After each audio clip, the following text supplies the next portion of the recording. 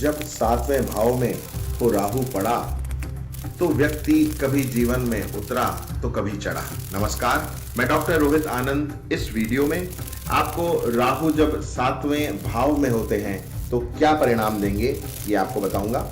उससे पूर्व मैं आपको बता देता हूं कि 7वें भाव का क्या अभिप्राय है, इससे किन किन बातों का विचार किया जाता है। तो जो 7वां भाव है ये जीवन साथी का भाव, पत्नी का भाव या जाया भाव भी कहलाता है। और इसके जो अन्य नाम है वो मैं आपको और बता देता हूँ। अंग्रेजी में 7म भाव को हम 7th हाउस कहते हैं, संस्कृत में इसे हम कंटक भाव या फिर चतुष्टय भाव भी कहते हैं, 7म भाव भी कहते हैं, और हिंदी के अंदर 7वां भाव और केंद्र ये दोनों कहा जाता है। तो इस भाव से यदि हम राष्ट्रीय दृष्टिकोण से देखें, अपने देश के दृष्टिकोण से देखते हैं यदि, तो ये है नैतिकता, विदेशों से संबंध और युद्ध का पता चलता है इससे हम।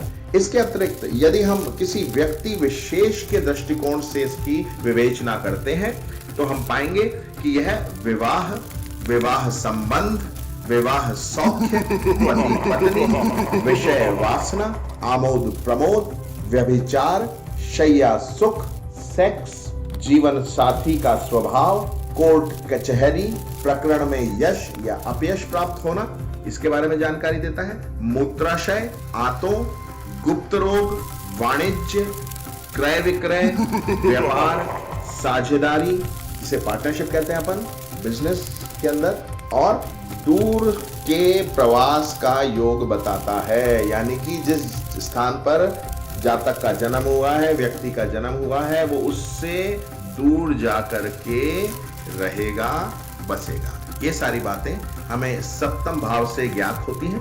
अब राहु यदि 7म भाव में आ जाए तो जैसा मैं आपको पिछले वीडियो में भी बता चुका हूँ कि शनि हमें इस जन्म में किए जाने वाले कुकर्मों के लिए दंडित करते हैं, और जो दंड रह जाता है उसको राहु जो कि छाया है शनि की, वो हमें अगले जन्म के अंदर दंडित करते हैं, प्रताड़ना देते हैं, ताकि हमारे पिछले जन्म में बाकी रही हमारी जो पनिशमेंट है वो इस जन्म में पूरी की जा सके। तो जब 7वें घर के अंदर राहु आते हैं तो वो व्यक्ति को जीवन में बहुत उतार चढ़ाव देते हैं। और क्यों देते हैं? क्योंकि ऐसे व्यक्ति ने पिछले जन्म के अंदर पैसे की कीमत नहीं समझी थी, खूब पैसे उड़ाता था, खूब पैसे खर्च करता था, गलत चीजों के अंदर उसकी बिल्कुल इज्जत नहीं करता था धन संपदा की।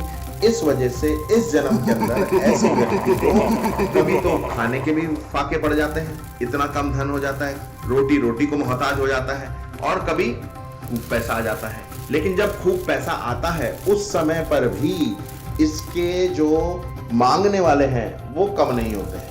इसलिए ऐसा लगता है मानो नदी बह रही है, पैसा आ रहा है जा रहा है, आ रहा है जा रहा है, मालूम नहीं होता कि कहाँ खत्म हो रहा है। और वो हमेशा पैसे की तंगी से जूझता ही रहता है, चाहे खराब समय हो, चाहे उसके हिसाब से अच्छा समय हो जिसमें पैसा आ रहा है, फिर भी उसको फायदा नहीं होगा। ये सब क्यों है? क्योंकि उसके पिछले जन्म के कर्म उसको इस जन्म में भुगतने हैं। इसके अतिरिक्त एक और जो इम्पोर्टेंट बात है वो आप देख लीजिए कि ऐसा जो व्यक्ति है जिसके 7वें घर में राहु विराजमान है वह कंजूस होगा तथा जनेंद्रियों के रोग से पीड़ित होगा। प्राइवेट पार्ट्स, रिप्रोडक्टिव ऑर्गन्स के कोई ना कोई रोग उसको जरूर होंगे। क्यों होंगे? क्योंकि बहुत कामी होगा, राहु बहुत कामी बनाता है। और ऐसा व्यक्ति कोई ना कोई, यदि पुरुष है तो कोई ना कोई विधवा से, विधवा स्त्री के साथ संबंध रखेगा, अनैतिक संबंध। और यदि स्त्री है तो वह पर पुरुष के साथ प्रेमरत रहेगी। इल्लीगल एक्स्ट्रा मैरिटल अफेयर्स जो हैं वो उसके होंगे। और ऐसा व्यक्ति बैठे बैठे डींगे हाँकने वाला रहेगा, बोलता रहेगा, और जब वाकई में काम करने की बारी आएगी तो पीछे हट जाएगा। और ये जो स्थान पे राहु है ये स्त्री नाशक भी माने गए हैं, यानी कि जो आपका स्पाउस है उसकी डेथ हो सकती है। आदमी है तो औरत की, स्त्री की डेथ हो जाएगी, और स्त्री है तो उसके हस्बैंड की डेथ होने का योग बनता है इससे।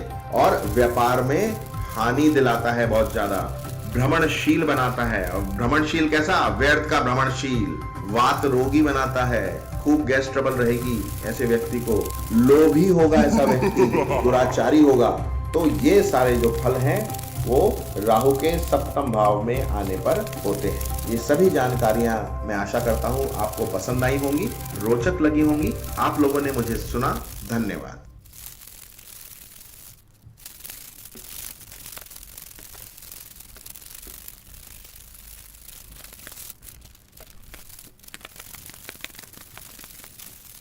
Ha ha ha ha ha ha ha ha ha ha!